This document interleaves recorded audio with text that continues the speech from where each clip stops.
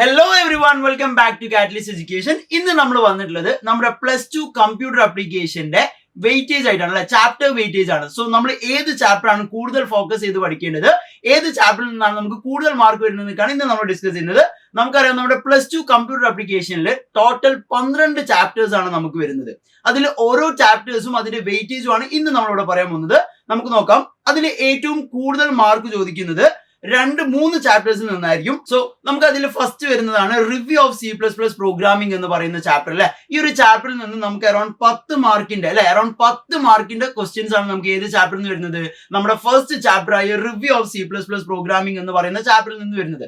നമ്മൾ ഓൾറെഡി +1 പഠിച്ചിട്ടുള്ളതാണ് എന്താണ് C++ programme, എങ്ങനെയാണ് നമ്മൾ പ്രോഗ്രാം ഡെവലപ്പ് ചെയ്യുന്നതൊക്കെ നമ്മൾ എല്ലാ കാര്യങ്ങളും എന്ത് ചെയ്തിട്ടുണ്ട്, +1 പഠിച്ചിട്ടുണ്ട്. അതിന്റെ കണ്ടിന്യൂഷനും അതിന്റെ കൂടുതൽ പ്രോഗ്രാംസും ആയിരിക്കും നമുക്ക് എവിടെ ചോദിക്കുന്നുണ്ടാവുക, ഈ ഒരു ചാപ്റ്ററിൽ ചോദിക്കുന്നുണ്ടാവുക. പിന്നീട് സെക്കൻഡ്ലി നമുക്ക് ഏറ്റവും കൂടുതൽ വെയിറ്റേജ് വരുന്ന ഒരു ചാപ്റ്റർ ആണ് 4th ചാപ്റ്റർ, വെബ് ടെക്നോളജി എന്ന് പറയുന്ന ചാപ്റ്റർ അല്ലെ. ഈ ഒരു വെബ് ടെക്നോളജി എന്ന് പറയുന്ന ചാപ്റ്ററിൽ നിന്നും നമുക്ക് അറൌണ്ട് 10 മാർക്കിന്റെ ക്വസ്റ്റ്യൻസ് ആണ് വരുന്നുണ്ടാവുക. ഈ ഒരു ചാപ്റ്ററിൽ നമ്മൾ മെയിൻ ആയിട്ട് വരുന്നത് എന്താണ് വെബ്സൈറ്റ്, എങ്ങനെയാണ് വെബ്സൈറ്റ് ക്രിയേറ്റ് ചെയ്യുക, വെബ്സൈറ്റിന്റെ ബേസിക് ആയിട്ടുള്ള ഫണ്ടമെന്റൽസ് എന്തൊക്കെയാണ്, ഈ ഒരു കാര്യങ്ങളാണ് നമ്മുടെ 4th ചാപ്റ്ററിൽ ഡിസ്കസ് ചെയ്യുന്നത്. അത് കഴിഞ്ഞ് പിന്നെ നമുക്ക് ഏറ്റവും കൂടുതൽ വെയിറ്റേജ് വരുന്നതാണ് നമ്മുടെ chapter 8, database management system, DBMS എന്ന് പറയുന്ന ചാപ്റ്റർ.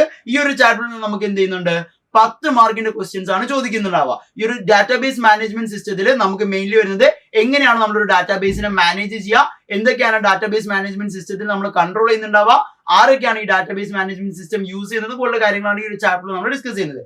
പിന്നെ നമ്മൾ നെക്സ്റ്റ് നോക്കുകയാണെന്നുണ്ടെങ്കിൽ നമുക്ക് 8 മാർക്കിന് 2 ചാപ്റ്റേഴ്സ് എന്നാണ് ക്വസ്റ്റ്യൻ ചോദിക്കുന്നത്. ഒന്ന് നമ്മുടെ 3rd ചാപ്റ്റർ ഫംഗ്ഷൻസ് എന്ന് പറയുന്ന ചാപ്റ്റർ ആണ്. നമ്മുടെ C++ തന്നെ കണ്ടിന്യൂഷൻ ആയിട്ട് വരുന്ന ചാപ്റ്റർ ആണ് ഫംഗ്ഷൻസ് എന്ന് പറയുന്നത് അല്ലെ. സോ ഈ ഒരു ചാപ്റ്ററിൽ പറയുന്നത് ഏതൊക്കെ ഫംഗ്ഷൻസ് ആണ് നമ്മൾ C++ യൂസ് ചെയ്യുന്നത്, എന്തൊക്കെ ടേംസ് ആണ് നമ്മൾ യൂസ് ചെയ്യുന്നത്, മാത്തമാറ്റിക്കൽ ഫംഗ്ഷൻസ്, അരിത്തമാറ്റിക് ഫംഗ്ഷൻസ്, അതുപോലെ തന്നെ സ്ട്രിംഗ് ഫംഗ്ഷൻസ് പോലുള്ള ഫംഗ്ഷൻസ് നമ്മൾ ഈ ഒരു ചാപ്റ്ററിൽ യൂസ് ചെയ്യുന്നുണ്ട്. അതിന്റെ ഫംഗ്ഷൻസും പഠിക്കുന്നുണ്ട്. പിന്നീട് നമുക്ക് 8 മാർക്കിന് ചോദിക്കുന്ന ഒരു ക്വസ്റ്റ്യൻ ആണ് അല്ലെങ്കിൽ ചാപ്റ്റർ ആണ് നമ്മുടെ 9th ചാപ്റ്റർ. ഓക്കെ, പിന്നീട് നമ്മുടെ 9th ചാപ്റ്ററിൽ നിന്നാണ് നമുക്കൊരു 8 മാർക്കിന്റെ ക്വസ്റ്റ്യൻ വരുന്നത്. നമ്മുടെ SQL, ഡാറ്റാബേസ് മാനേജ്മെന്റ് സിസ്റ്റത്തിന്റെ അണ്ടറിൽ നമ്മൾ പഠിച്ചിട്ടുള്ള പ്രോഗ്രാമിംഗ് ലാംഗ്വേജ് ആണ് SQL അല്ലെങ്കിൽ സ്ട്രക്ചർഡ് ക്വറി ലാംഗ്വേജ് എന്ന് പറയുന്നത്. ഈ ഒരു ചാപ്റ്ററിൽ നമ്മൾ പഠിക്കുന്നത് എങ്ങനെയാണ് SQL ക്വറീസ് എഴുതുന്നത്, എങ്ങനെയാണ് ഡാറ്റാബേസ് ക്രിയേറ്റ് ചെയ്യുന്നത്, സ്ട്രക്ചർഡ് ക്വറി ലാംഗ്വേജിൽ നമ്മൾ എങ്ങനെയാണ് ഡാറ്റാസ് ഓൾട്ടർ ചെയ്യുന്നത് പോലുള്ള കാര്യങ്ങളാണ് ഈ ഒരു ചാപ്റ്റർ ഡിസ്കസ് ചെയ്യുന്നുണ്ടാവുക. പിന്നീട് നമുക്ക് നമ്മുടെ 2nd ചാപ്റ്റർ അറേസ് എന്ന് പറയുന്ന ചാപ്റ്ററിലേക്ക് വരുന്ന സമയത്ത് ഈ ഒരു ചാപ്റ്ററിൽ നിന്ന് 5 മാർക്കിന്റെ ക്വസ്റ്റ്യൻസ് ആയിരിക്കും ഉണ്ടാവുക. ഇവിടെ ഡിസ്കസ് ചെയ്യുന്നത് എന്താണ് അറേ, ഒരു അറേയെ നമ്മൾ എങ്ങനെയാണ് ഡിക്ലെയർ ചെയ്യുന്നത്, അറേയിൽ സ്ട്രിംഗ് എഴുതുന്ന സമയത്ത് എന്താ സംഭവിക്കുക, അറേയുടെ മെമ്മറി എങ്ങനെയാണ് കാൽക്കുലേറ്റ് ചെയ്യുക, ഇത്രയും കാര്യങ്ങളാണ് നമ്മുടെ 2nd ചാപ്റ്ററിൽ വരുന്നത്. പിന്നീട് നമ്മുടെ 5th chapter web designing using HTML എന്ന് പറയുന്ന ചാപ്റ്റർ. ഈ ഒരു ചാപ്റ്ററിൽ നിന്ന് അറൌണ്ട് നമുക്ക് 7 to 8 മാർക്സ് ആണ് എപ്പോഴും ചോദിക്കുന്നത്. ഇതിൽ നമ്മൾ എങ്ങനെയാണ് വെബ്സൈറ്റ് ഡിസൈൻ ചെയ്യുന്നത്, ഓരോ ലിസ്റ്റുകൾ എങ്ങനെയാണ് ക്രിയേറ്റ് ചെയ്യുക, ഓരോ ഫോം നമ്മൾ എങ്ങനെയാണ് ക്രിയേറ്റ് ചെയ്യുക, ഓരോ ടേബിൾ നമ്മൾ എങ്ങനെയാണ് ക്രിയേറ്റ് ചെയ്യുക, ഈ കാര്യങ്ങളൊക്കെ നമ്മൾ എങ്ങനെയാണ് വെബ്സൈറ്റിൽ ക്രിയേറ്റ് ചെയ്യുന്നതെന്നാണ് നമ്മുടെ 5th ചാപ്റ്ററിൽ നിന്ന് വരുന്നത്. പിന്നെ നമ്മുടെ 6th ചാപ്റ്റർ അല്ലെ, client side script using JavaScript അല്ലെ. നമുക്കറിയാം ജാവാസ്ക്രിപ്റ്റ് എന്ന് പറയുന്ന പ്രോഗ്രാമിംഗ് ലാംഗ്വേജ് ആണ്. അത് നമ്മൾ വെബ്സൈറ്റ് ഡിസൈൻ ചെയ്യുന്ന ഒരു പ്രോഗ്രാമിംഗ് ലാംഗ്വേജ് തന്നെയാണ് ജാവാസ്ക്രിപ്റ്റ് എന്ന് പറയുന്നത്. സോ ജാവാസ്ക്രിപ്റ്റിനെ നമ്മൾ എങ്ങനെയാണ് HTML ഇൻക്ലൂഡ് ചെയ്യുക, എങ്ങനെയാണ് ഒരു ജാവാസ്ക്രിപ്റ്റ് പ്രോഗ്രാം ഡെവലപ്പ് ചെയ്യുക. പിന്നീട് നമ്മുടെ 7th ചാപ്റ്റർ നമുക്ക് മാക്സിമം പോയി കഴിഞ്ഞാൽ ഒരു 4 മാർക്സ് എവിടെ നിന്ന് ചോദിക്കുന്നുള്ളൂ, നമ്മുടെ 7th ചാപ്റ്റർ വെബ് ഹോസ്റ്റിംഗ് എന്ന് പറയുന്ന ചാപ്റ്ററിൽ നിന്ന് ചോദിക്കുന്നുള്ളൂ. അതിൽ ആകെ 3-4 ടോപ്പിക്സ് നമുക്ക് പഠിക്കാനുള്ളൂ. എന്താണ് വെബ് ഹോസ്റ്റിംഗ്, ഏതൊക്കെ ടൈപ്പ് വെബ് ഹോസ്റ്റിംഗ് ഉണ്ട്, ആരൊക്കെയാണ് നമ്മൾ വെബ് ഹോസ്റ്റ് ചെയ്യുന്ന സമയത്ത് യൂസ് ചെയ്യുക, എങ്ങനെയാണ് നമ്മുടെ വെബ്സൈറ്റ് രജിസ്റ്റർ ചെയ്യുന്നത്, ഈ ഒരു 3-4 ടോപ്പിക്കാണ് നമ്മുടെ 7th ചാപ്റ്ററിൽ നിന്ന് ചോദിക്കുന്നത്. പിന്നീട് നമ്മുടെ 10th chapter ERP, enterprise resource planning എന്ന് പറയുന്ന ചാപ്റ്റർ.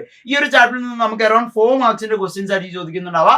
അതിൽ വളരെ ബേസിക് ആയിട്ട് എന്റർപ്രൈസ് റിസോഴ്സ് പ്ലാനിംഗ് എങ്ങനെയൊക്കെയാണ് ഇത് നമ്മൾ ഇംപ്ലിമെന്റ് ചെയ്തത്, ഏതൊക്കെ സിസ്റ്റം ഉപയോഗിച്ചിട്ടാണ് നമ്മൾ ഇത് കമ്പനിയിൽ ഇംപ്ലിമെന്റ് ചെയ്യുക, ഈ ഒരു കാര്യങ്ങളാണ് നമ്മുടെ 10th ചാപ്റ്ററിൽ ചോദിക്കുന്നത്. ആൻഡ് ലാസ്റ്റ് ആൻഡ് ഫൈനലി നമ്മുടെ 11th chapter trends and issues in ICT എന്ന് പറയുന്ന ചാപ്റ്റർ അല്ലെ. ഈ ഒരു ചാപ്റ്ററിൽ നമുക്ക് അറൌണ്ട് 5 മാർക്കിന്റെ ക്വസ്റ്റ്യൻസ് ആണ് ഇവിടെ ചോദിക്കുന്നത്. നമ്മുടെ ലാസ്റ്റ് ചാപ്റ്റർ ആയ trends and issues in ICT അല്ലെ. ഇവിടെ നമ്മൾ ICT എവിടെയൊക്കെയാണ് യൂസ് ചെയ്യുന്നത് അല്ലെ, ഹെൽത്ത് കെയറിൽ യൂസ് ചെയ്യുന്നുണ്ട്, അതുപോലെ തന്നെ ഡിഫറെന്റ് ഫീൽഡ് അല്ലെ, ICT നമ്മൾ യൂസ് ചെയ്യുന്ന ഡിഫറെന്റ് ഫീൽഡുകൾ ഏതൊക്കെയാണ്, എന്തൊക്കെയാണ് ഇവിടെ നമുക്ക് വന്നിട്ടുള്ള അപ്ഡേഷൻസ്, സൈബർ ത്രെറ്റുകൾ എന്തൊക്കെയാണ്, ഈ ഒരു കാര്യങ്ങളാണ് നമ്മുടെ 11th ചാപ്റ്ററിൽ വരുന്നത്. സോ ഈ ഒരു പാറ്റേണിൽ നിങ്ങൾ പഠിക്കുകയാണെന്നുണ്ടെങ്കിൽ നിങ്ങൾക്ക് വളരെ സുഖമായിട്ട് എന്ത് ചെയ്യാൻ പറ്റും, നല്ല ഹൈ മാർക്സ് തന്നെ സ്കോർ ചെയ്യാൻ വേണ്ടി പറ്റും. സോ ഈ ഒരു പാറ്റേണിൽ നിങ്ങൾ എന്ത് ചെയ്യുക, പഠിക്കുക. Thank you so much.